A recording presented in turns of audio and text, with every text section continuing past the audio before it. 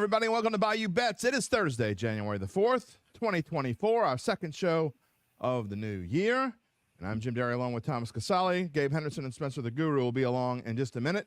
Before we get to our topics of the day, we remind you that Caesars Sportsbook is the official odds partner of bet.noah.com. And we ask you can always find out what time we're going on every time we've got a live show by subscribing to the Bayou Bets YouTube channel. Always there. Just go and click on it and subscribe. What is going on, Tom? Not too much. Before we came on, you said you were cooking some gumbo, you know. I am. But I came back from New Orleans. I told the kids, I said, I had something that is as good as I've ever eaten in my life called gumbo. You got to send me the recipe. They want me to make them gumbo now. And look, if I can do it, you can do it. Because my wife is the chef of the family, but for some reason she lets me cook the gumbo. And it is definitely gumbo weather here in New Orleans. I'm sure it's going to be colder than that in New York. I'm looking for my sister lives in Springfield, Mass, and she sent me the I hate you emoji yesterday because they're supposed to get like 10 inches of snow this weekend. Oh, really? Yeah. What about you guys? No, we're still in the no snow section. We haven't gotten anything yet. And I think what she's getting, we're supposed to get maybe 1 inch.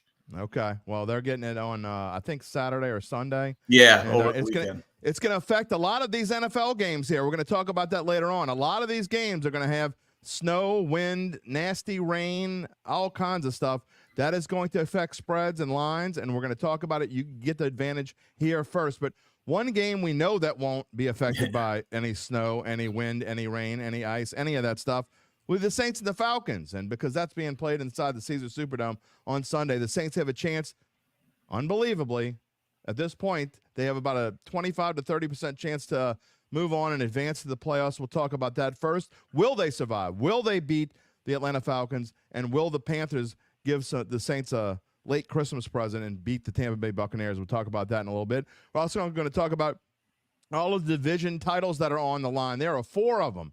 4 out of 8 division titles have not been settled yet. We'll talk about that, especially the marquee matchup on Sunday night, Bills-Dolphins. Who do we like in that one? We're going to get into that. And, of course, we're going to talk about the CFP National Championship game on Monday night, Michigan and Washington in Houston. Maybe Gabe can entertain some Michigan, Washington fans. We'll see how that goes. And then we're going to release our big bucks. We've been doing a lot better, a lot more green on the board, and our turkey of the week. We'll talk about all that coming up. But first, it's the New Orleans Saints, and they have no matter what you think of them, Tom, they have a legitimate chance to make the playoffs. Their best chance lies in winning the NFC South on Sunday. Yeah, I mean, they made it all the way here. Listen, I have a hard time figuring this team out. You've been on them the last 2 weeks. You said that they would not compete well against the Rams, and you thought they would beat the Bucks. So you were right on both of those accounts. It's just a hard team to figure out. And I think I'm just having troubles. I thought they were by far the best team in the division all year. And I just kept waiting for them. And it didn't happen. And then last week we saw, hey, this is what it could look like when they put everything together. And I think, like I said last week, the reason why I liked them is I think a lot of the pressure was off of them. I mean, realistically, having a 10% chance of making the playoffs, they see all those things. They did the same thing last year. When they lost to Tampa Bay, they were still mathematically alive, but pretty much left for dead. And they played well and won 3 games in a row. So, we'll get to our predictions in a minute, but that's why I thought last week was easier to predict. This week, not so easy to predict because actually the Falcons still have a chance to make the playoffs too. If they win, they're also rooting for the Panthers to beat the Bucks because if the Falcons can win this game and the Bucks lose on Sunday, then it's the Falcons who will represent the NFC South, which is hard to believe because Arthur Smith might be the worst coach in the NFL that's still there. Yeah, no, it's been a crazy year in this division. And I think it all depends on which Saints team shows up. Do we see the Saints team from last week? What happened last Sunday is what I thought all season. I thought the Saints were the best team in the division, and I thought Baker Mayfield was trash. And for some reason, the Bucks were playing well, and it just wasn't making any sense to me. But that's what I thought the year was going to look like was last Sunday. And I think if the Saints come to play again this week, listen, I think the Falcons, I agree with you about Arthur Smith. I'll give them a little bit of credit for having the team in this position. I think they're more of a next year team. They got to go out and get a quarterback. But I agree with you. His game day coaching, yikes, sometimes. It's been awful. It really has. It's been awful. And actually, that goes in a long line of Falcons coaches. He's not the only one. I don't know. Maybe it's Arthur Blank because he doesn't have any clue of how to hire a coach. Every coach he's hired has been terrible. And that goes back to Mike Smith, who was, man, when he got fired, we were really upset here in New Orleans. Yeah, I can imagine. Awful coach. I mean, he's worse than Arthur Smith. All right, Jeff says, in predicting this game, and I agree with him wholeheartedly, good things come for those who wait. Maybe, is it going to be good enough? We don't know. And I think the key to this game for the Saints is being able to run the football, and I couldn't agree more. I don't like the Alvin Kamara injury either. You got to think he's going to play unless he just absolutely can't. But you look at the Saints, they've got to be able to run the ball against this defense. The Falcons have a decent defense. They've been really good against the pass, but they're only 19th against the run. They haven't been good again on the road. So I think Kamara and Taysom, like last week when I said it was a Derek Carr kind of game, it was, and he stepped up to the challenge. I think this week is a Kamara/Taysom kind of game. Jamal Williams has been playing better as well. They've got to be able to run the football in this game. Yeah, and you mentioned the Falcons. The Falcons have been kind of you take them at home as an underdog kind of team this year, where they play a lot better. They haven't been good on the road. They've played 3 different quarterbacks. They're not going to win this game offensively, but like we saw in the first game with the Saints, if they can create turnovers, if they can bog the Saints down in the red zone, I think that's their path to victory. And the Saints were 0 for 5, I believe, in the red zone the last time they played Atlanta. So obviously that is key as well. Was Derek Carr fully healthy? I'm not sure, but he has no excuses in this game for sure. Look, there's a lot to go here, a lot to talk about with this. Daniel says he thinks we make the dance. They're either going to be the 4th seed or the 7th seed. And I'm going to tell you, the headline says their real chance to make the playoffs lies in winning the NFC South, and I'm going to tell you why. Because, like we told you earlier, the Saints need to win. The Panthers need to beat the Bucs. The chances of that, according to Vegas, if you did a money line bet on the Saints and the Panthers to do a parlay, you'd get plus 365. That equates to about a 25% chance somewhere in that ballpark. So the 1 in 4 chance for the Saints to win and for the Panthers to win, according to Caesars Sportsbook, if you do the equation and the math and the implied odds. Now, the Saints to sneak in at the wild card. If the Saints win and the Panthers don't win, if it's the Bucs that win and they clinch the NFC South, the Saints do still have a chance because they'll be all Saints fans, all Hoodats will be watching the 325 games because then they will need Seattle to lose to the Arizona Cardinals on the road. Seattle is on the road in the desert. And they will also need the Green Bay Packers to lose at home to the Chicago Bears. Both are possible. Green Bay is a 3-point favorite over Chicago, and Seattle's a 3-point favorite over the Cardinals. But I did a moneyline parlay on that as well. Saints to win, Arizona to win, and Chicago to win. And that comes out to about plus 785. So you're talking about double or half the chances, I should say. That's about 12% chance. So overall, if you put it all together, come up with about a 27 to 30% chance for the Saints to make the playoffs. And it starts with the Saints winning the game. You don't like those numbers, you don't like those odds, but it sure beats what it was last week. Yeah, and let's be honest. If you're let's say the Bucs win the division, I don't think that those two teams losing is out of the realm of possibility. I personally, right now, I think the Bears are better than the Packers. I think they're the better overall team. Now, they never beat the Packers, so you have that going against you. And then you look at the Cardinals. At the very least, you have a team that hasn't quit, who's still playing hard at home, where you want Seattle on the road. I mean, is it likely? No, but if you had to bank on those two things happening, there's at least a chance in the late games to give you a reason to watch. So you're saying there's a chance. There is a chance. If you look at these numbers in this matchup before we move on, and Saints-Falcons, and I put these things on the screen every week, the Saints had a clear advantage over the Buccaneers. That's why I didn't understand the line, the Saints being a 3-point underdog. But then coming home, maybe these 3 points are a little bit much because the Saints and Falcons really are what and what. And you're talking about a rivalry game. I'm not sure that I think 3 points isn't a little bit too much. I'd like to see it more around. I think 2 would be a more realistic number. Yeah, these teams are pretty even, Jim. You can even see them in the numbers here on the screen that you put up. Yeah, the only, I think, where you say, okay, where the Saints have the edges at quarterback. Again, I don't care what you think about Derek Carr. He's miles better than anything that the Falcons trot out there at quarterback. So I know you said they think that you think they have to run the ball, but I do think that the Saints having the best quarterback on the field, if he plays There's well, no doubt I think they win. There's no doubt that's true. All right, Daniel says it's a Jimmy Graham kind of day. Maybe. I think that's a little wishful thinking.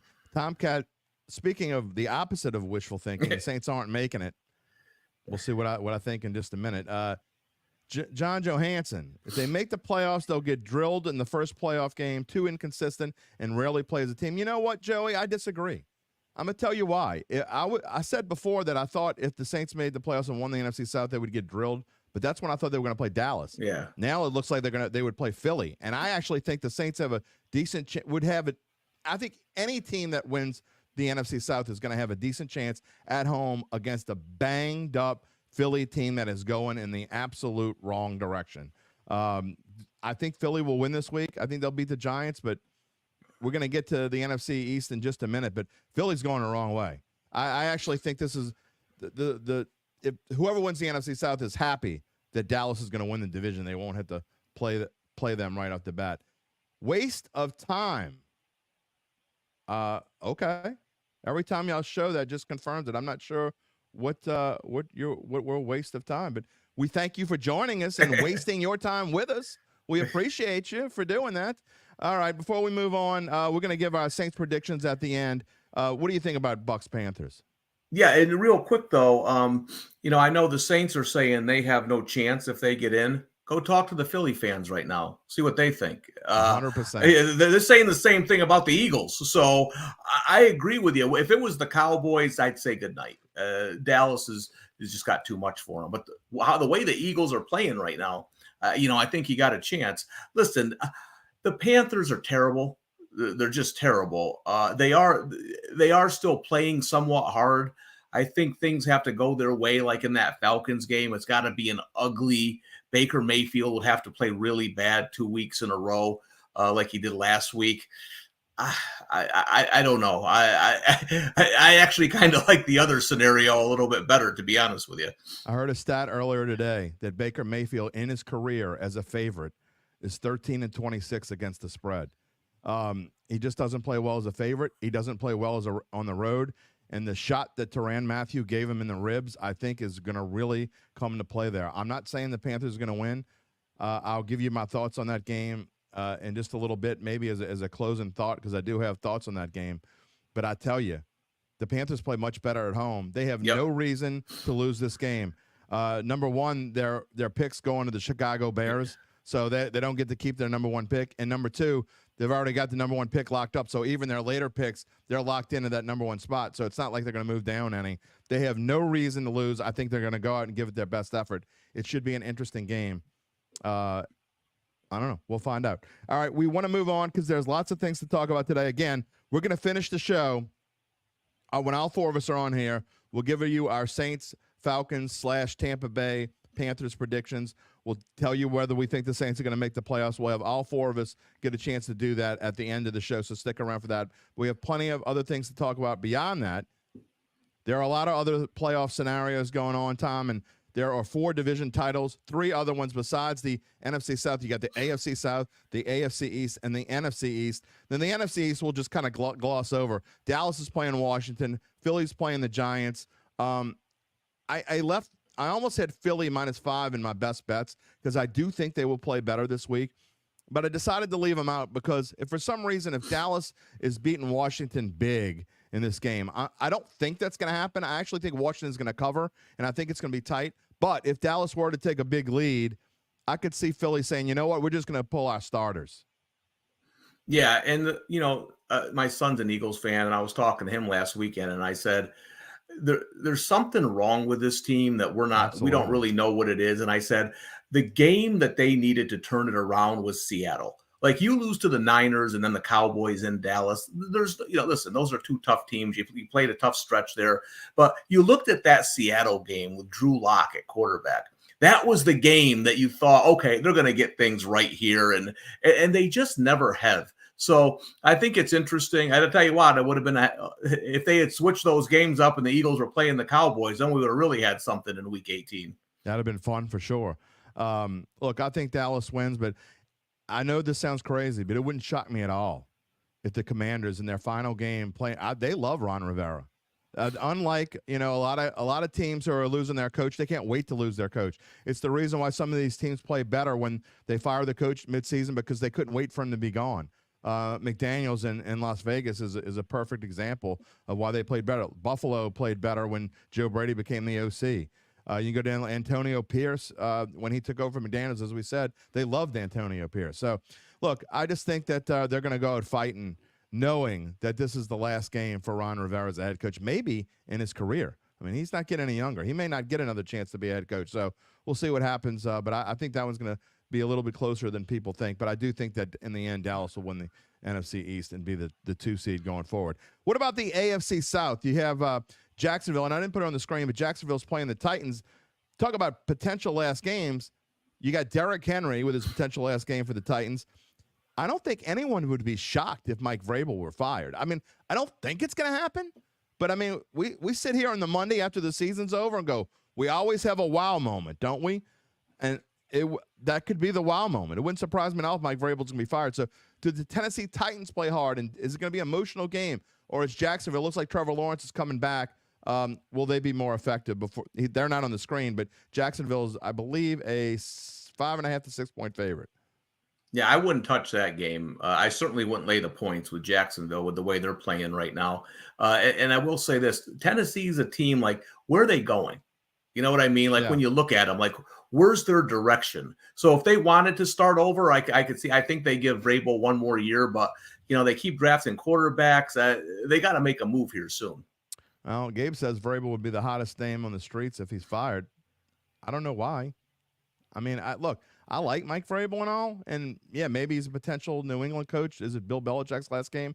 We don't know, but I got to be honest. Mike Vrabel has had a couple seasons where he kind of let things slip through his fingers. That game where that year where they were the 1 seed, they fought that way through and probably overachieved to become the 1 seed, but then played like dogs in the playoffs.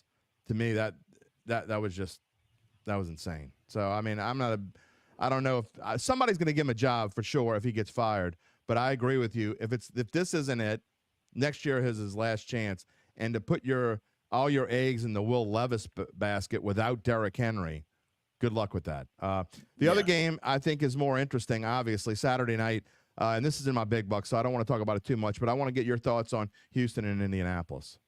Yeah, I put it. It's in I have a version of it in my big bucks. It's not nothing huge, but listen. Here's the thing: that if you find somebody who's betting the Colts, that's like finding Bigfoot. Like everybody on earth is betting Houston, right? Everybody loves Houston. I think this is going to be a close, competitive game. I think the Colts have been undervalued all season. I think they're well coached. I think both teams are well coached. I think this is going to go down on the wire here, and I give Texans a slight lean because of their quarterback if he's back to normal. I thought he was a little rusty last week. They dominated that game, though. I give a slight lean to the Texans, but I don't know why like 97% or whatever the money is on Houston. That doesn't really make sense to me. I don't see it as that one-sided. It is most certainly 97%. That's exactly what it is. I think these two coaches, I think you have to give Coach of the Year to Kevin Stefanski. But I think what both of these rookie head coaches have done, they have injected life into their franchises, and they have helped turn things around, both of these guys. I got to be honest. I was probably more wrong about C.J. Stroud than any other player in the NFL. But that being said, if you would have told me the Colts were going to be in the race for the AFC South title at the end of the season, I would tell you were absolutely out of your mind, bonkers crazy. I would have gave the Texans more of a chance than the Colts. I mean, so what Shane Steichen has done there has been amazing. So this is going to be a very interesting game. I'm glad they put this in prime time. I will absolutely be watching on Saturday night. I'm looking forward to that. And then the big one, the NFC and the AFC East, Bills and Dolphins, Sunday night, the final game of the NFL regular season, Bills and Dolphins. This, too, is in my big buck, so I'm not going to go into this one at all. This is actually my best bet of the week, so I'm going to make you wait a little bit. But your thoughts on Bills and Dolphins? I think the Bills are a little overvalued here. Maybe it's because I don't really I just trying to look at, okay, so I think they're still carrying the momentum of beating the Cowboys. Right. They made Easton Stick look like Joe Montana, and he is terrible. Last week, listen, the Patriots kind of outplayed them. Bailey Zappi gave them the ball over and over again. I think it's an interesting game. I think there's some value here on Miami. The problem is they're just so beat up. You wonder if they have enough in this game. So this is something I'll probably bet live. I kind of want to see how that first quarter goes. But hey, listen, give the Bills credit. They were down and out a few weeks ago, and they stormed back, and now they have a chance to win the division. Can't wait to watch this one. It's going to be a lot of fun. Josh Kelly against Tua Tagovailoa. He looks like he's getting a little bit healthier. But meanwhile, as you said, the Finns do have a ton of injuries. How would that play in? Obviously, Vegas thinks it's going to play in deeply. For this line to be that big at Miami at home says a whole lot. I find it interesting. Again, it's my number one pick in my big bucks. I'll get to it in a little bit. All right, before we get to big bucks, and we have a ton of NFL picks. Again, we're going to wrap up the show with our picks for the Saints, and we're going to tell you, all four of us are going to tell you whether we think the Saints will make the playoffs or not. That's coming up a little bit. But first, we got to spend about 5 to 7 minutes on the college football playoffs, national championship, Monday night in Houston, Michigan versus Washington. Will it be the Michigan defense that plays big, or will it be Michael Penix? Yeah, this is an interesting matchup. On paper, I know it looks like Michigan. I will say this. The best passing quarterback Michigan has faced is Kyle McCord, who was at Ohio State. All right. Now, when you look at Washington, they have an NFL quarterback. They have 3 NFL receivers. And listen, they have the nation's top offensive line. They won the award for the best offensive line. That's a lot to work with on offense. When Michael Penix goes to the NFL, he's going to drop down in talent with all this, talent Washington has. So I think the way you do have to beat Michigan is to get the ball down the field on their corners. You can't play sideline to sideline with them. They're just too fast. If Penix has time in this game, it's going to be interesting. Look, I think J.J. McCarthy stinks, but when you look at Washington's the amount of yards they're giving up per game and almost 400 yards per game. Now, look, granted, they play in the Pac-12, but that in a way that makes it worse. I know they had to play Oregon twice and they had to play Bo Nix twice, but really, other than Bo Nix and last week against Texas, who have they really played? Hardly anyone. So that's a really high number. Yeah. And that's I know Michigan's going to be able to run the ball on them as well. They give up 194 rushing yards per game. But at the same time, it's hard to bet against Penix. This is a game that I wouldn't touch with a stick. I may have a little fun with it on Monday night when I'm bored at poker and put a couple bucks on one way or the other. But only because I'm a true degenerate. I don't even have a lean in this game. I want Washington to win, so I guess I'm slightly tilted towards the Huskies, but I only think it's because that's what I want to happen. Gabe was talking about in pre-production about how he tried to find a way to pick Washington but couldn't, ended up picking Michigan. To me, the only thing you need to pick Washington is Jim Harbaugh. I think Jim Harbaugh, he won last week, and I'll give him credit. He had some gutsy moments there at the end and made it happen, and Alabama just kind of helped him. Alabama helped him. But I just don't like him in this game at all, in the national championship game. It's the game he's been waiting for basically his entire life, even more than the Super Bowl. I think and I just don't like him in this spot. So, again, I think Michigan is clearly the better team, but because of Penix and because of Harbaugh, I just can't bet it that way. Yeah, and I think one of the things about Harbaugh that rubs me the wrong way sometimes is he coaches like he's smarter than everybody else. Yeah. Like bringing in the backup quarterback to run a draw up the middle, that's a waste of a play. It's a waste of a play, and he did it twice. Listen, you're playing Alabama. You got to take every opportunity you have. You got to take advantage of it. And I thought the third quarter, he really let Alabama get back in the game. Now, I do like the way they played Jalen Milroe defensively. They have the people to do it, where you blitz them and then you keep a spy in the middle. That was very well done. But now they're not playing Milroe. But one of the things you said, Jim, I think will be interesting. Back when Kansas City had an offense, remember teams would the way to beat Patrick Mahomes was kind of keep him on the sidelines, 3rd and 1, 4th and inches. It'll be interesting to see if they limit Penix's opportunities, if they can get that running game going. Look, I was so impressed by what he did against Texas I'm not saying Texas is any defensive juggernaut or anything, but you have to be really super impressed. Um, I just think what he did, it shows to me that he really can be a solid NFL quarterback. Not that there were a ton of doubt about it, but I think he certainly improved his stock for sure. Let's get in our other guys here, the rest of our Bayou Bets crew, and see what they think. We got Gabe Henderson, Spencer the Guru. I want to start with Gabe. I know you have some thoughts, and Spencer even more so here. But Gabe, what are you thinking when you come into this game? What are you looking at? It's tough. As you mentioned, I had to predict it. I've got an article coming out tomorrow morning at 8 o'clock where I make my official prediction on the score and give some analysis.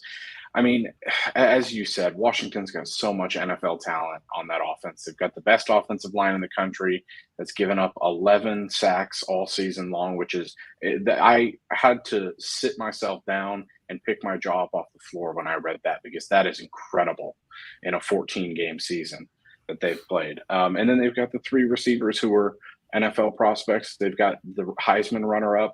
But, at the same time, Michigan is the most talented team in the country. Jim Harbaugh, hate him if you will. I'm not the biggest Harbaugh fan either. He's a damn good football coach. He's had this team motivated all season long, and they just find a way every single game. They make it difficult. They make other teams uncomfortable, and that's what they're built for. And so, for that reason, I couldn't pick against Michigan. Mark Satanovich, we're going to address this at the end of the show because I think Spencer has some closing thoughts on this. Michael, there was a lot of talk on Twitter, X, whatever you want to call it. Michael Penix deserving the Heisman over Jaden Daniels. That's an absolute joke, by the way. I mean, Crazy. Absolute joke. I mean, whoever thinks that really should probably go feed the pigeons on Saturday nights because they're not doing any good by watching football. They have no clue what they're watching if they actually believe that. But that's a whole different story. Spencer, what you got on this one? I know you have it's in your big bucks as well. What do you think the key? What do you think the keys to victory are in this game? I want to make you give your pick till we get to big bucks. But what do you think the keys to victory are? Well, the first key for Michigan is you got to take control of the game, control time of possession. You're going to have to run the ball a lot with Corum. J.J. McCarthy is also going to have to not turn the ball over. He's had his moments where he's been solid, but he's also had his moments where he slipped up. He hadn't been some people thought he could be a Heisman candidate this year, but he didn't really make that leap. I think he's just kind of is what he is. He's kind of mediocre, but he's got so much talent around him where as long as he doesn't screw it up, Michigan should be good. And then also, don't give up too many big plays. I mean, I like Michigan. I'll have more on it on my big bucks. But with all that talent Washington has, if they give up too many big plays, it could be trouble. All right, let's get to our picks. It's that time of the week when we show you what happened last week. There's a lot more green, but there's still some red on here, and we do have a turkey of the week. Tom Casale again. Man. The Cowboys are killing me. Maybe you ought to just get a tattoo on your forehead of a turkey or something. I don't know what's going on. But we're going to start. We're going to go in the order that from worst to first from the week before. Gabe Henderson, I got to tell everybody, I think 4 or 5 weeks ago, he was the bottom of the stack here. He was last, and he's been on a roll. If my math serves me correctly, he is 12-2 over the past 3 weeks against the spread. You know how hard that is to do? And you're not lucky. If you're going 12-2, you got some really good picks. So Gabe's done a really good job. But we're going to see what we can do this week. I think we're all going to be we got 3 in the green this week. We're going to have 4 in the green this coming week. I like not all of them, but I like a lot of these picks. Let's see what we got. We're going to start with Thomas. Yeah, and just listen, I am still hitting 70% in college basketball. So if you want winners from me, then you'll have to root for. You have to watch a Colgate Lehigh game. In NFL, I'll do it to win money. And listen, I'm not a big believer in this team needs the game or that team needs the game, but I will say this. The Jets are quitters. They quit last season at the end of the year, and if you watch that Browns game, the amount of effort by Sauce Gardner and those defensive guys was just disgusting in that game. I'm not betting this because it might be Belichick's last game or he owns the Jets. I just think one team's trying and the other team has given up. So I like the Patriots over the Jets here on the money line. Listen, FCS football, the number one team usually routes in the championship game. Those games usually aren't close. The Jackrabbits have been the best team all year. I think they get it done against Montana. J.J. McCarthy over 196.5 passing yards. Listen, I don't like J.J. McCarthy, but as we pointed out, Washington can't stop the pass. This is more quality over quantity for me. I don't think he's going to throw it a ton, but I think he's going to hit some big plays down the field. Roma Duzier, I took over 89.5 receiving yards. The last 2 years, I've bet Michigan over Ohio State, but I've also bet Marvin Harrison over yards in those games, and he's gone over 100 both times. The thing about Michigan is the way they play defense, you get one-on-one opportunities, and they also don't see quarterbacks and receivers like this very often. So win or lose, I think he has a big game. And then I threw in a teaser. I think Gabe's Texans +5. Either way, they keep it close. I like the Bears to maybe win that game outright. So give me the +9. And then listen, I took Miami plus the 9. I think that's going to be a competitive game. We'll see what happens. Some interesting picks on here for sure. Before I get to my picks, Tom, though, we'll tell you though, I wear a size 13 shoe. I don't know if that's good enough to be Bigfoot or not, but there you go. We'll talk about that one in a minute. But my best bet of the week is Dolphins getting 3 against the Bills. I almost did the money line here, but you know what? If they're going to give me 3 at the Dolphins at home, the Dolphins are a so much different team at home. I get they're banged up. Every Mabel on the planet is picking the Buffalo Bills. There's no way Miami can win this game. They got everybody hurt. They stink. They're not any good. Guess what?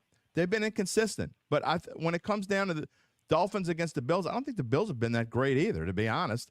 They have been as inconsistent as everybody just because they had a nice little run. I like the Dolphins at home. It's going to be about 75 degrees. The Bills are going to have a weather shock when they go down there. And so give me the Dolphins, but I will take the points. Stayed away from the money line. Then I got a teaser. This is simply a numbers play. You're going to give Atlanta 9 points against the Saints. Are going to blow this team out. I think it's going to be close either way. If the Saints were underdogs, I probably would have taken the Saints in a teaser. But these games are usually close. It wasn't super close last time. I think Atlanta won by 9 or 10, but I think this will be close in the Dome, and they're fighting for a division title. I'm looking forward to this one. It should be a lot of fun. And then Kansas City against the Chargers. You're going to give Kansas City – I don't care who's starting at quarterback. The Chargers have nobody playing. Half their offense is gone. Austin Eckler has only had over 100 yards of total offense 3 times all season. This team can't wait to finish this game, pack their suitcases, and go home to their families and forget about football for a while because, honestly, they've forgotten about football for quite a while now. I think losing, 7 of their last 8 or something along those lines. Then Seahawks -3, Cardinals. This was my best bet until it went from 2.5 to 3.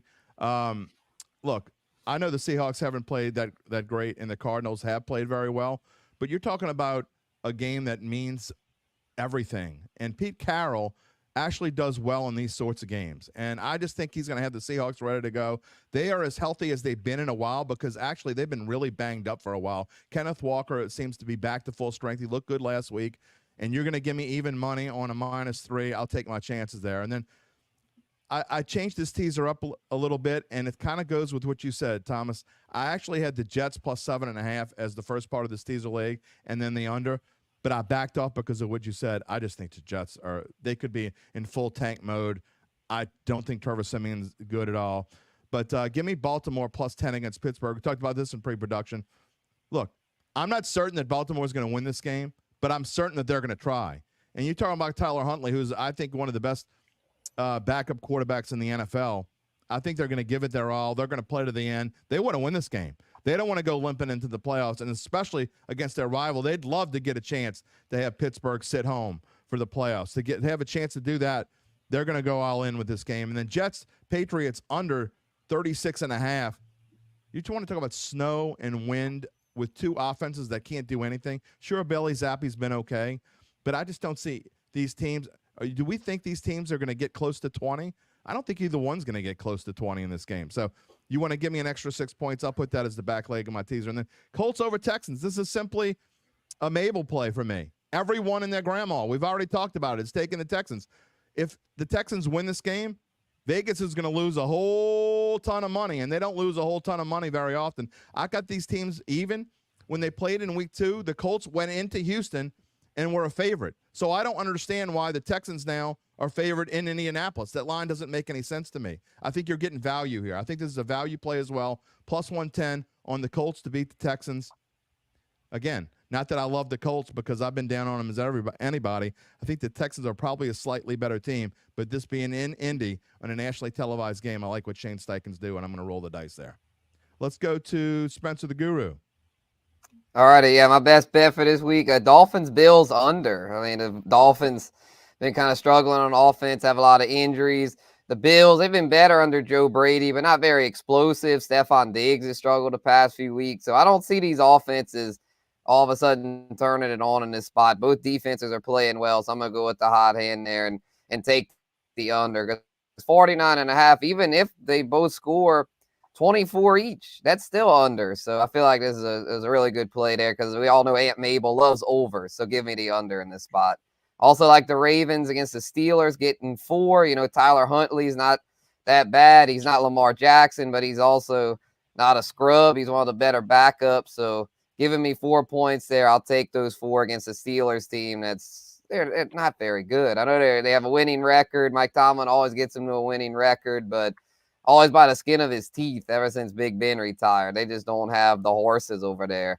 And also like the Chiefs plus 3.5 against the Chargers. Chargers, they've quit. I mean, they've quit. That team's terrible. Keenan Allen's going to be out again most likely. Their talent there, it's bad, especially on defense. I think Blaine Gabbert will be able to do enough there, even with the Chiefs' terrible receiving core, to keep that thing close. So I will take the points. And I like Michigan to cover. I think Michigan wins by at least a touchdown. Their defense is elite. I think they'll be able to slow down Washington enough to win by that margin since McCarthy, I think, will be smart with the ball, and Corum will be able to pound the rock and control the time of possession. Where I feel pretty good about Michigan, despite Jim Harbaugh not being all that sharp a lot of times. But his talent, I think, bails him out here. And then for my teaser, I've got the Titans plus 11.5. I think they can keep that thing fairly close against the Jags, especially with Mike Vrabel wanting to make a good impression to make sure he keeps his job. And then Bengals -1. The Browns are a team that, I mean, they've been playing really well lately, but I think they put that thing on total cruise control. I think they sleepwalk through that. So give me the Bengals there -1. Let's go to the guy who is 12-2 over the past 3 weeks, going from red to green in a big way. Gabe Henderson, what you got? Yeah, let me just preface it with I really struggled to find picks this week, so it's teaser central up in here. And going back to your pick, Jim, I actually don't hate the Colts in this spot, especially as underdogs. As soon as that line went from Indianapolis -1.5 to Houston -1, it almost completely kept me away from playing this, but I decided to go with the teaser. I like Houston +5 solely because this game's going to be close. These are two teams that are fighting. This is a playoff game. I mean, simple as that. It's winning you're in Indianapolis between two hated division rivals. I think it's going to be close. I don't think either team wins by 5 points, so I'll take Houston +5. And then I think Jacksonville simply has enough talent to beat Tennessee. I think Tennessee last week, they showed everyone that they're checked out. I don't think Will Levis is very good. I think he's playing banged up. And Jacksonville still needs, they've really choked down the stretch. And they've let these other teams back into the division, but I don't think they're going to give it to them. I think they're going to end up winning the AFC South, and I think they win against Tennessee on Sunday. Tampa Bay and Carolina, it's almost the same thing with Tampa Bay. Over the last few weeks, they were really, really bad last week against New Orleans. Baker Mayfield's a little banged up. I'm playing this one a little safe. I think they win. As you guys mentioned earlier, it's going to be close as well because Carolina, Jim, you said they've got nothing to play for, and you're right. They've really got nothing to play for, and that's why I think they're going to keep this close. I mean, the only thing that they have right now is pride. They don't have their draft pick. They have an interim coach, and I think they're going to want to send them out in a big way, even if it's in front of tens and tens of fans. And then I think New Orleans, this is a safe play here. I think they win outright again, but I'm going to take them to keep it close against Atlanta. These games are just going to be ugly, and that's really how I feel about these first two teasers. They're division games, hated rivals. These are going to be slugfests, and I think Atlanta wants to ruin the Saints' hopes just as much as the Saints want to get in. So I like the Saints to win outright, but once again, playing it safe here. I have Cincinnati -1 against Cleveland. Spencer touched on it. And let's be honest, guys, as a Houston Texans fan, I've seen Jeff Driscoll, who's going to start at quarterback play in the NFL. He's starting for the Cleveland Browns on Sunday. he's not it. They just signed him last week. He's starting. Cleveland is mailing it in for this game. They're shifting their focus to the playoffs, and then Seattle +3 against Arizona. No matter what happens in New Orleans, I don't think they get in. Little spoiler for when we make our picks later, and I think it's because of Seattle. Jim, you said it. Pete Carroll plays exceptionally well in these games. He's going to have his team ready, despite Kyler Murray, a motivated Kyler Murray, who was named the starter going into next year. I think that's really what's kept him afloat. And I think last week, a lot of people are going to be on Arizona after they beat Philly, but I just don't see him winning here against Seattle. Michigan +1.5 against Washington. I'm covering my own butt here. I think this is going to be a close game. I think Michigan wins in the end, but if Washington does, I think it's going to be a walk-off field goal or something. These games are going to be ugly. These two teams just know how to play ugly, but they find ways to win. And then that's why I like the under as well. I think Washington defense is going to really step up, although J.J. McCarthy played a good game the other day. And I think the Michigan defense is going to be the toughest test that Michael Penix has had all year. I think they're going to get into his face, get into the backfield, and I think Washington's going to struggle to run the ball, whereas Michigan, as Spencer alluded to earlier, is going to really run the ball. They're going to control the clock, so I like the under 60. And then finally, wrapping it all up, Jim, you went with Miami +3. I'm going with Miami outright. Everyone and their mothers thinks the Bills are going to win this game. It's in Miami. Miami plays well. They've played too well this season to let that division slip, and I think they get it done at home. Yeah, I think their defense is going to step up as well. I think they're well. We've all, it's funny how we all attacked that game a little bit differently, but all had it in some form or fashion, which I thought was interesting. I do have a question. I'll put you on the spot here, Gabe. Yep. I agree with everything you said about the Houston-Indianapolis game. And, again, I'm just going Indianapolis because I'm going against the public there, and I love to go against the public. It's a perfect fade the public spot. But agreeing with what you said, if you think that, why wouldn't you take Indianapolis +7? Because I want Houston to win. Okay. And so this is one of those picks where I don't pick with my heart often, but I wanted to pick with my heart here. A few weeks ago I picked against the Texans just to kind of say, hey, you know what, at least I'll win a big bucks pick if they lose. I think the Texans are going to win, and I think if there is a team that's going to win by 7 or more, I think it could be Houston. I think the result in Houston in week 2 was a bit of a fluke. That's when we saw C.J. Stroud in that second half really break out, and I think even though he's got a few receivers out, I think he's going to ball out on Saturday. I have a feeling I'm going to be kicking myself for not taking the Colts in a teaser leg instead of taking them outright, because I agree with you that I think it's going to be close. And that's actually, one of the things I want to do in the offseason is talk about how to bet teasers, because you can really make money with them. If you notice, it's all about the numbers, and it's all about playing the right numbers when you're talking about teasers and getting the right value. It's a show we may do later on. But anyway, I agree with you that one being really close. We did have one question before we move on. We had a question from Mark Satanovich on Nick Mullins back at quarterback. Yes. For the Vikings. That is the case. I mean, I don't know what you guys think. None of us have it. It's really too tight to call, but I think that Dan Campbell is probably going to go overboard playing his guys. I'll get your thoughts on it too. I think they're going to go out and try to prove something after last week's. They're still PO'd from the refs last week. Anybody? Yeah, I agree with that. I mean, Dan Campbell's an emotional head coach. Sometimes that gets the best of him. So in this spot, he better hope he doesn't pick up any key injuries, because to me, he should take it easy. But he does not know what take it easy means. That dude is all gas, no brakes. So that's why I also really like, spoiler alert for my player props column, one of my plays is Jared Goff over, I believe it's 229.5 passing yards. They kind of juiced it down because they thinking he might get pulled, but I don't think Dan Campbell pulls him. Dan Campbell's that's the kind of energy he brings. I think he's gonna make him play all 4 quarters. I mean, this is a guy who'll go for 2 after getting a penalty and getting backed up 7 yards, and he still goes for 2, which makes 0 sense, by the way. I think he had nothing to lose there. Yeah. Okay. Well, I'm telling you right now, if these coaches that keep coaching this way, and I know it's the new thing, and young guys like it because it's like playing Madden. But a lot of these coaches are coaching football games like they would play a game of Madden. Brandon Yeah, Staley. The analytics actually said kick the extra point when it went back to. So I mean, this is Dan Campbell's got his own analytics, because even the analytics community was slamming him. So that's how crazy the move was. That even the analytics guys thought he was nuts. So. Oh, he is a little nuts, that's for sure. And then going for it, there were a couple of times he went for it early in the game when he cost his team at least 3 points early on in the game by going for it on fourth down when he absolutely had no reason to go for it.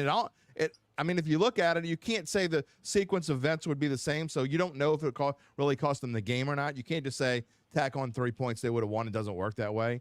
But that being said, not taking the field goal sometimes early on in the game and just being too over the top. That's why I know a lot of Saints fans love Dan Campbell because he was here. He's a Sean Payton disciple to some extent. I'm actually not a fan. I think Detroit's going to kind of go in the other direction soon. That's just my opinion, because I don't think that the way he coaches is sustainable, in my opinion. But that's a whole nother story. Before we go, we're going to give our predictions on Saints and whether they make the playoffs. Not just Saints Falcons, but give us your thoughts on whether the Saints make the playoffs. Either way, what do you like? What are their best chances, or do they just not have any chance at all? I'm going to start with you, Tom. Yeah, I think the Saints win 23-20 over the Falcons. I think it's a close game. I think they come up a little short. I think the Bucs win a close one. I think the Bears beat the Packers, but I think Seattle gets it done in Arizona. So that's what I'm going with. I think they just come up just a little bit short. They were a little bit more consistent this year. They would have made it in. Gabe? I think I'm going to agree with Thomas. I alluded to it a little earlier. I think the Saints win. I think they win a close one.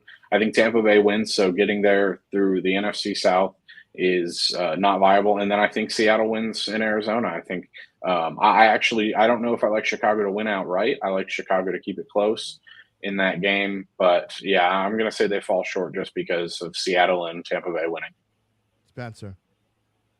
I'm gonna have to disagree. I think the Saints come up short. I just don't think Dennis Allen's capable of leading this team to a winning season, because they've been so inconsistent. That's the one thing they've been consistent about, is being inconsistent. So I think they go back to struggling.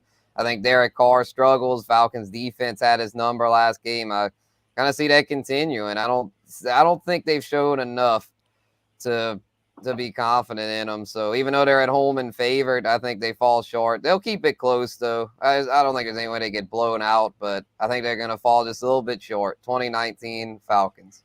Well, that's good for Saints fans, because so we don't have, when we all agree on something, it's usually bad news for whatever team we're all agreeing on. So we don't have full agreement here. Look, I think that I said this in my column. I've seen this movie before. I do think the Saints are going to win the game. You want to talk about inconsistent? When it comes down to it, I don't like the Falcons. I don't think I'm picking this because I think the Saints are going to win as much as I think the Falcons are going to come in here and blow it. I think Arthur Smith's I think he might be the worst remaining coach in the NFL, and that's saying something. If they don't fire him, I mean, as a guy who wants the Saints to win a division, I hope they keep him. But I just think he's an awful coach. I think he's going to find a way to screw up that game. And then I've seen this movie before. And I said it in my column. I've been watching the Saints. I remember way back in the early 70s watching the Saints at Tulane Stadium as a kid, and it just being so cold I couldn't wait to get out of there. I will say this. Here's my prediction. The Saints win. There's about 25 seconds left in the Bucs game. They put it on the big screen, and the Bucs kick a 52-yard field goal as time expires to win by 2, and just give Saints fans everywhere just a big sigh. And then I don't even think either the other two games. I think Seattle wins fairly big, and I actually think Green Bay wins fairly big. I understand the love for the Bears, but I think when it's at Lambeau Field, I'm taking LaFleur over Eberflus any day when it counts, when it matters. I'm taking LaFleur over Eberflus, and I don't know that the Bears really care all that much. My friend JJ's out there chopping wood. Well, that's what we're doing on the show. We're just chopping wood. I'm not staying positive keep it positive, brother. Just keep it positive, Derek Carr. All right, before we go, we got our final thoughts. I'm going to go the other way this time, from right to left. Spencer, what you got? All right, yeah, the big discussion on Twitter X yesterday was about Matt House getting fired by LSU, as far as, like, was he fired in advance or was he fired because of the bowl performance? I don't think there's much question in it. I mean, his fate was already sealed after the season. They had one of the worst defenses in the country. They wasted Jaden Daniels' Heisman season because of that. So to me, he was already going to get fired. I think Brian Kelly just decided to let him finish out the year, finish out the bowl game, let him down easy. So to me, this narrative of he got fired because of the bowl game is just silly. I know they stunk in the bowl game once again, but they stunk all year. So that's just par for the course for this defenses. So I don't think the bowl game had anything to do with it. I think it was already decided. Spencer, you would think a guy named House would know how to chop wood, right? Yeah, he can join the Saints staff. Get Dennis Allen. We just gotta keep chopping wood. Maybe he'll learn how to chop wood. His name is House, for God's sake. All right, Gabe, what you got? Our Wilson Alexander reported it. He said that Brian Kelly was looking for continuity in his coaching staff. I really think that's just something he said through the end of the transfer portal and the recruiting era, just that little time period that's so key for recruits and bringing transfers in. I think as soon as this bowl game ended, as soon as the bowl period ended, he knew. And, Spencer, you said it has nothing to do with it, that bowl game. Wisconsin had nothing on offense. I mean, they gave the guy who had like 9 passing touchdowns a career day to end his football career, because let's be honest, he's not going to play in the NFL. They had no stars out there. They didn't have any experience, and they went up and put 30 out on LSU. I think it was Matt House's time to go. I think that was the final nail in the coffin, and I think, defensive changes were needed. Tom? Yeah, I heard a stat that Washington has won 10 straight games by 10 points or less. That's the most in the AP era dating back to the 30s. It's interesting. They've been undervalued all season. They keep finding ways to win. We'll see if it happens Monday night. I think we're going to see a good game either way. I will tell you this. When that game is over on Monday night, I'm going to stand up and have a standing ovation because we never have to watch this stupid 4-team crap again. To me, 12 isn't even enough. I know some people say 12's too many. They'd rather see it at 8. For me, I'm not a huge college basketball fan like Tom is, but I will say this. There is no better sporting event on the planet than the NCAA basketball tournament. Right. There just isn't. And I'm not saying football should have 64 teams, but I don't see what's wrong with having 32 because you'd still have some fun matchups early. Yeah, you can have some blowouts, but I think it'd be a lot of fun. At least 24 and have some kind of play-in or something. Find a way to do it. But at 12 is a start, and when this 4-team crap is over and we don't have to leave teams like Florida State or Georgia out anymore, it'll be a reason to celebrate. And that's what I'm going to celebrate when this game is over because, frankly, I don't really care all that much who wins. I'm going to watch it, but I think that 2 of the better teams was left out. I still think Georgia's the best team in the country. We'll never know. They didn't beat Alabama. They didn't deserve to be there. I'm not saying they did deserve to be there, but we won't have to worry about this anymore. Thank goodness. I know you'll love this, Jim. I think Vegas set a hypothetical line, and they had them as 2-point favorites over Michigan. Well, I think there's a reason for that right now. I think Georgia would have probably been one-sided. We lost time there. I think we lost them probably to some internet connections or something. But, guys, it's been a lot of fun. Looking forward to start the new year with a lot of green on the board. We will see y'all all soon. And you out there, we'll be back on the same YouTube, Facebook, Twitter channels tomorrow morning at 10 a.m. It will be Larry Holder coming on with me for the Datitude podcast. The return of Uncle Big Nick on the regular podcast. We're going to spend some time talking about the College Football Playoff Championship, the College Football Playoff National Is that how it goes? CFP? Yep, there you go. Whatever it is. Yeah, CFP National Championship. How about Michigan and Washington? I'm going to pick Uncle Big Nick's brain as he comes back. We're looking forward to that. So join us tomorrow morning at 10 a.m. And then wherever you find your podcast, don't forget to subscribe to the Bayou Bets YouTube channel so you can always find out when we're going on here. For Tom Casale, for Gabe Henderson, for Spencer the Guru, I'm Jim Derry. Everyone have a great night and a great weekend. We'll see you later.